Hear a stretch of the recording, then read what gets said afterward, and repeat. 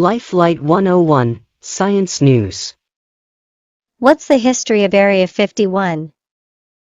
What's the history of Area 51? For decades, Area 51, the mysterious military base on the edge of the Nevada nuclear test site, has been a source of countless conspiracies. While the base has become synonymous with aliens and unidentified flying objects, experts say the base's purpose is much more mundane. Connors Paul Boger spoke with Peter Merlin, an aviation historian and the author of a book called Area 51, Images of Aviation. First, what is Area 51? Area 51 is a classified military installation located at Groom Lake, which is about 84 miles northwest of Las Vegas. It's been known by many names over the years: Paradise Ranch, Watertown Airstrip, Dreamland. But the original Groom Lake was built in 1955 to test the U-2 spy plane for the CIA. In the summer of 1957, when the U-2 was deployed by the CIA and the test operations moved to Edwards Air Force Base, the base was essentially mothballed. An interesting factoid: people think that Groom Lake was this totally top-secret, unacknowledged base until just recently. I mean, the government admitted its existence all the way in 1955, when it was being built. The CIA used the Atomic Energy Commission as, basically, a front to put up this cover that they were making a small support facility for the Nevada test site, where the atomic weapons were tested. Eventually, they realized that people were going to see these planes flying around, so they came up with a story that the U-2 was a weather research airplane, supposedly being used by the National Advisory Committee for Aeronautics, the predecessor to NASA. All of that was a pretty thin cover. They managed to uphold it a little by doing weather research during training flights, but it was really a spy plane. So, when did Area 51 go from being essentially just a base to this focus on all these conspiracy theories with aliens and UFOs?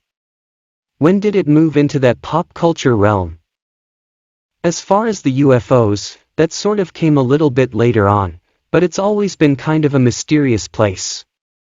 When they started out with the original cover story about it being used for weather research and just announcing that it was this airfield being built with a few hangars and a runway, that was given out to the news media. Despite making it seem like something innocuous, somehow the fact that it was kind of a little more secretive than anything else got out there. Even as early as November 1955, newspaper reporters in Las Vegas were calling it the secret proving ground within the proving ground. If people thought about this place the same way they think about Nellis Air Force Base or any of these other big military test and training areas, they wouldn't probably have the same kind of interest in it. The UFO story came out in the early 1980s.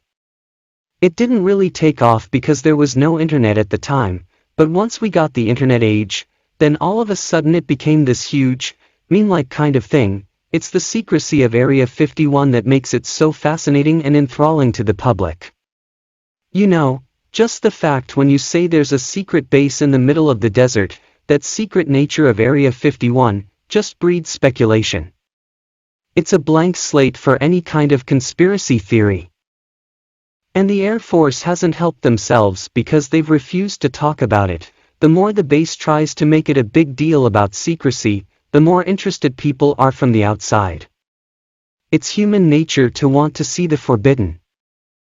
Area 51, what's happening in the desert? Area 51, the infamously mysterious military installation in the Nevada desert, has fascinated people for decades. This week, that fascination may come to a head as thousands of people are expected to descend upon the site to take part in a viral event called Storm Area 51. Connors News Director Michelle Billman sat down with senior reporter Paul Boger to break down the event and what it could mean for rural Nevada. As this worthy couple sat dozing by the fireside one evening in the late autumn, two strangers came and begged a shelter for the night. They had to stoop to enter the humble doorway, where the old man welcomed them heartily and bade them rest their weary limbs on the settle before the fire.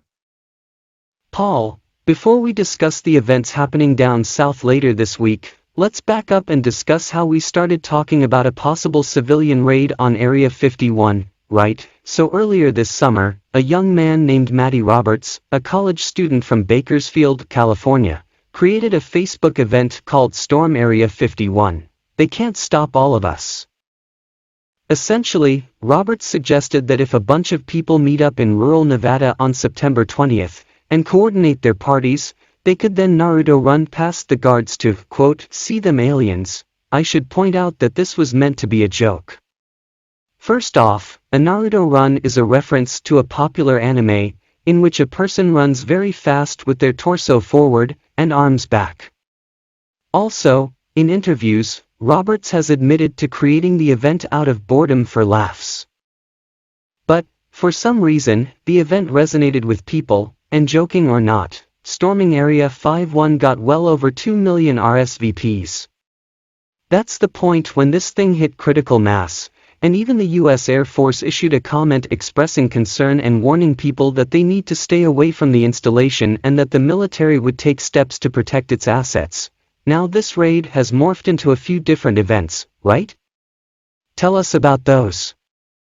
Right, so seeing an opportunity to capitalize on this sudden mass interest in the site, some of the small towns near Area 51 began trying to create alien-themed festivals meant to attract some of the people looking to come to this remote part of the Mojave Desert. There are a couple of events that have sprung up. One has been billed as the Area 51 Base Camp in Hiko, about 30 miles east of Rachel. Others tried to create an event in the Amargosa Valley of Nye County, but county leaders there put the kibosh on that. Most prominent, though, was an event that was dubbed Alien Stock in Rachel. It was the brainchild of Roberts, the young man who started the Facebook post, and Connie West, the owner of the Little Ale Inn. But there's a lot of confusion surrounding that particular event, that's putting it mildly.